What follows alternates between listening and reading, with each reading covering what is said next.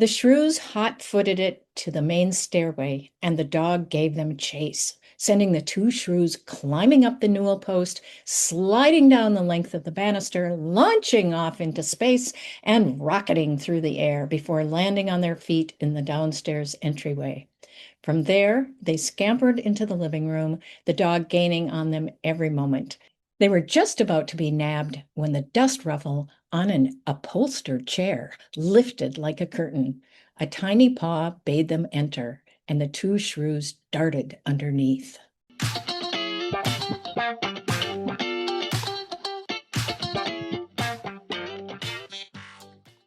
Thanks for listening to Read Minnesota Books. I'm your host, Deborah Copperrood, here to talk about The Shrew Detective, The Case of the Pilfered Pearls. Her first book in a new mystery series for young readers is Margi Preus. She's a New York Times bestselling author who lives in Duluth, Minnesota. She's written, and I'm quoting from her website now, 1 billion plays and a bunch of books. She won a Newbery Honor Award for her book, Heart of a Samurai, and her work has been featured on NPR and many best of lists. And Margi is the mother of Misha Khan, an artist whose work was featured in the film Devil Wears Prada 2, a fun local fact that I recently read about in a Duluth News Tribune article by Jay Gabler. Margi, welcome to Read Minnesota Books. Thanks for having me. What is your connection to Minnesota? Oh, I am a Minnesotan. I was born in Fergus Falls and grew up there. And then I attempted to leave, but no, but it wasn't to be, luckily, because I love it here. So I've lived in Duluth since 1983. Okay, where did you try to go after Fergus Falls? Oh, well, I went to college and I went, many different places and which was great. It was fun to try out different places, but I ended up back in Duluth kind of by accident, and never left. And I'm happy that happened because I feel this is home for sure. Duluth, if I didn't live in Minneapolis, I think Duluth is where I would want to be. Yeah. Tell me about the Shrew Detective. Well, Minerva Shrew is the detective you never saw coming, probably because she is only 2 inches long, including her tail. And yet she has a capacious intellect, remarkably vast vocabulary, especially for a shrew, thanks to her wallpaper, pages of a human dictionary, and a startlingly large appetite. She has to eat, thanks to her metabolism, she has to eat every 15 to 30 minutes, or she gets starved to death. So there's a lot of snacking in the book.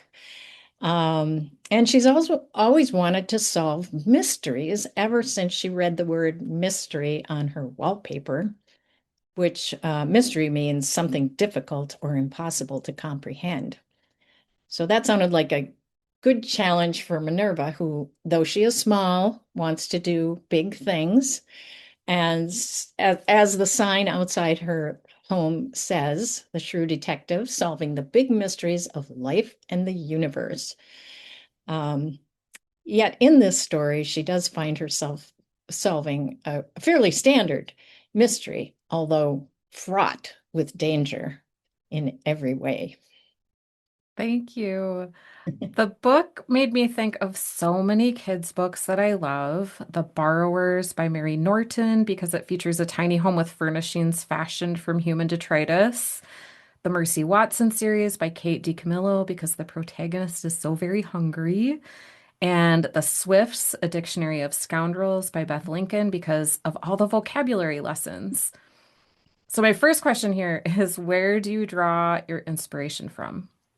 Well, yes, all of those books. And although the Swifts came out actually while I was sort of beginning to write this story, and I thought, oh no, a dictionary. Like, I'm going to look like I stole her idea. Um, while I already had it. But our stories are very different. So I Mhm. think it's not not an issue. And I love the stories. And those stories, The Borrowers, of course, I love that. The Mouse and the Motorcycle, and others like it. A friend of mine gave me The Rescuers, Miss Bianca, which I don't think I read as a kid, but I'm sure enjoying it now. And then there's, other stories like Mrs. Frisbee and the Rats of Nim and the Oh, I Crooked loved Owl. that one. Yeah, Yeah, I right. forgot about that one. And then the Redwall series. It's not really like that, except that the characters are um, animals. So, Okay. mhm. But all of those, I mean, both the ones I read as a child and also the stories that we read to our kids growing up, like the Red Walls books, weren't around when I was a kid, but we read those to our kids, and I think all of that just sort of seeps into you, and those magical worlds, those uh, the tiny worlds where um, you just picture these cozy little dens with their, kind of almost human furnishings and so on. It's kind of fun to imagine. Yeah, definitely. Okay, I have a question about the vocabulary. I would agree yours is not the same as the Swifts, because that's more like words you don't actually use in real life. But these are very useful. And you integrate the definitions right into the book. Are you choosing the words and then the story, or are you writing the story and then defining the words? Oh yeah, no, the words just pop out. Okay. I'm just writing along, and the word presents itself as being le mot juste. And then I realized after the fact that these might be unfamiliar to young readers and sometimes even to adults, and such as insouciant, which one reviewer said, "Hey, I learned a new word." So I'm happy to, supply new words for anyone. Um, and so, yeah, no, I don't decide I'm going to have certain words. They just they come up in the story. Okay, And then I realize it might be handy to have a definition. sure. Yeah. Okay, so why a shrew? Yeah, why indeed? Um, well, so backing up, originally I wanted to write a book about a dog detective named Inspector Dogleash. But that's actually only funny if you watch British, or read British mysteries and are familiar with the Inspector Dalglish stories, which Okay. my editor was not. And so he was not impressed with the concept. And I started thinking, yeah, there's a lot of dog detectives, and so I'm talking to Misha, actually, who you mentioned, about this, and he and I think my other son Pasha was there, and we were just kind of riffing on ideas, and all kinds of different names came up, and then I think Misha said the Shrew detective, and we all thought it was funny because shrewd detective and shrew because they're very tiny. And so I started thinking about it. And then in addition, my kids started coming up with character names like Badger, the Witness. And Oh, that's funny. yeah, that's going to be in a future book. Okay. This is a series, so I've got time to, develop a lot of different characters. And oh, there were some other ones. I'm not sure I can remember all of them. But in the second book, there's Quid Pro Quo, and his friend Status Crow. So you can probably guess their attitudes about things. And lots of other, character names. Well, there's Tenacity in this story, um, Minerva's cousin, and Timidity is a vole in the next book. So there's a lot of fun names like that. Oh, fun. I like how it's a family project a little bit. Kind That's of, yeah. cool. Give me ideas. So I have kind of a silly question, but this is becoming my standard for Minnesota authors who write for younger readers. How do you feel about Wanda Gagg's Millions of Cats? Cute or creepy? Well, I love it. Here it is. I think it's both, and kind of both, and it makes it kind of thrilling in a way. I think, I mean, it's interesting that in 1928 you could write a book that's weird, spooky, and bizarre, kind of a tale of millions of cats devouring each other, and that it would become a classic. And 100 years later, nobody dares to write anything like that. I mean, um, I find it interesting. I feel like children's book writers, and probably me included, have all kind of crawled into our safe little corners. Um, we don't want to be scolded, and our Hmm. publishers certainly don't want us to be scolded from the right or the left, or any for any reason at all. Like, for instance, you can't have smoking in your book. And the first page in this book, the old man is smoking on his pipe.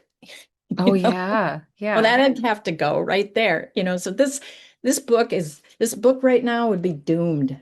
I mean, I don't think nobody would write it now. But if anybody did, no, too gross and horrible.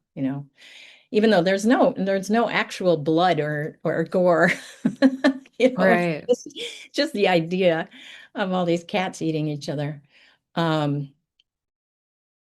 I yeah, I kind of think that today's writers sort of make a mistake taking a stand about controversial issues as being edgy, which in one way it is. And it's certainly a legitimate thing to do. I'm not saying writers shouldn't write about controversial issues and take a stand, absolutely.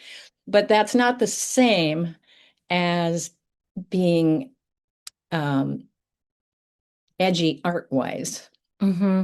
Hmm. making books for kids that make you wonder, is this cute or is this creepy? You know, I think that kind of wonder is kind of wonderful, really. Hmm. Let us puzzle over this, let us have a conversation. How do you feel about that? Why can't I stop looking at these pictures? And why can't I stop reading this? And do I like it? Do I, how, how do I feel about it? I think that's just a great thing to expose kids to that. We expect that when we're adults reading books. Right. We Right. expect to be challenged. We expect to have to think. I mean, if we're reading literary work, for sure. And I don't know why children should not be allowed that same kind of challenge and a time to contemplate and to think. So I Yeah. like whether it's creepy or cute. I just think it's a classic for a reason.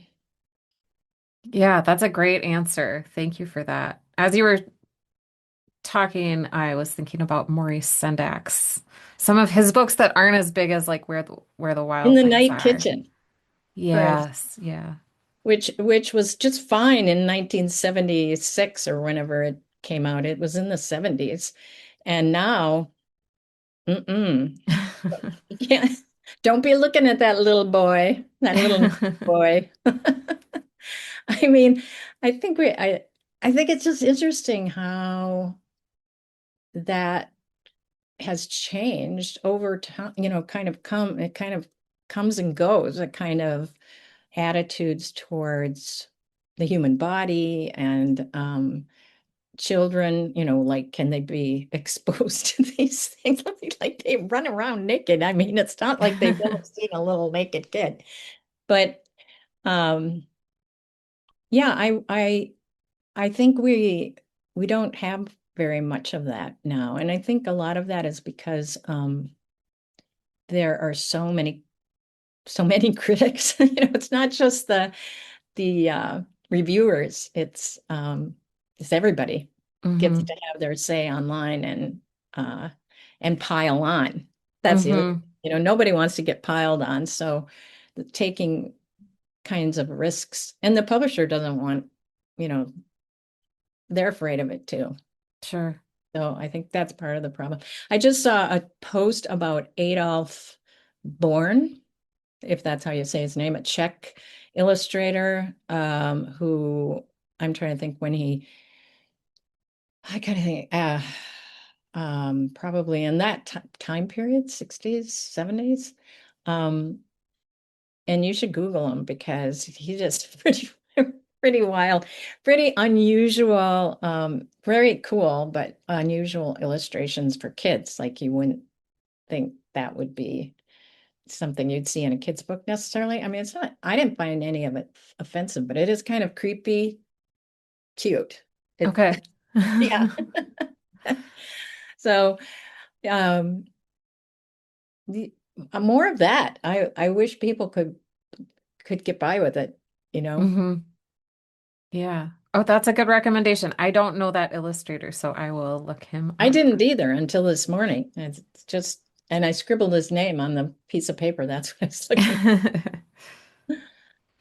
So, what do you like better, writing a first draft or revising what you've already written? Oh, revision for sure.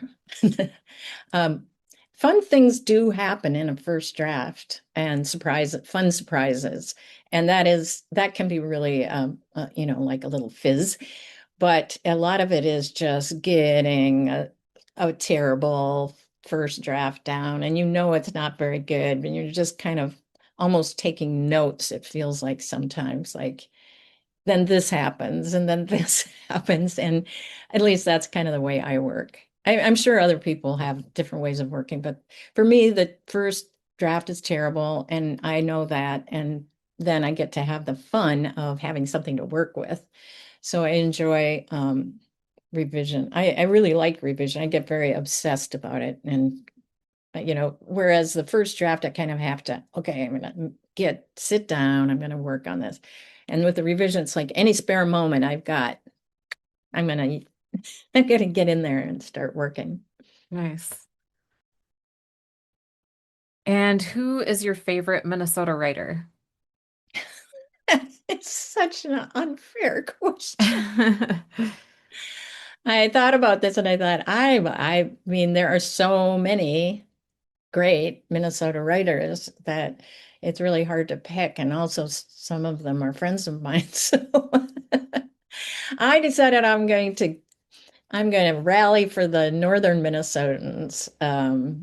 So I would say on the grown-up side, Leaf Anger and Linda Lagarde Grover, both who are from my town. And I'm reading a really good one by Lori Herzl right now that's set in Duluth. Um, the one about 4th Ghosts Street. of Fourth Street. Ghosts of 4th Street. Yeah, yeah. Yeah, I read that. Hmm. And then picture book writers, Deborah Marcero and Chris Monroe, my homies, and also Mary Casanova for a shout out from the Northern Reaches, way up there, Minnesota. Yeah, she's been on the podcast and she recommended you to me, so that's Oh, a good. good I'll episode to recommend her listen. right back. Well, thank you for those recommendations. I should have asked you earlier, how many books are planned in the Shrew Detective series? Well, that I want to ask my editor that actually. There's another one that's I'm just seeing the sketches now. It just came to me yesterday for the illustrations. So that's kind of exciting. So for sure there's two. Nice. And I'm doing this with a third, so stay tuned. Great. And are you on social media? Where can folks find you online? Yes, please find me on Instagram and Facebook. It's just my name, Margi Preus. Perfect. Well, thank you so much for joining me to talk about the Shrew Detective. This was delightful. And thanks, Deborah. It was a lot of fun. And now for my recommendation. This summer, I recommend that you, if you're not already keeping track of what you read, that you keep a book journal. Not on Goodreads, not on Storygraph, not on Substack, not for personal pan pizzas, just in your notebook or on a sheet of paper or a note on your phone. Keep track of the book titles, authors, and a star rating, or maybe even a sentence about what you liked about the book or why you didn't like it. And then you'll have a little fun document to look back on. And if anyone asks you what you're reading, you can refer to that document. I always lose titles and authors' names in the course of conversations. So I like to have a little record of what I've been reading. Thanks so much for listening.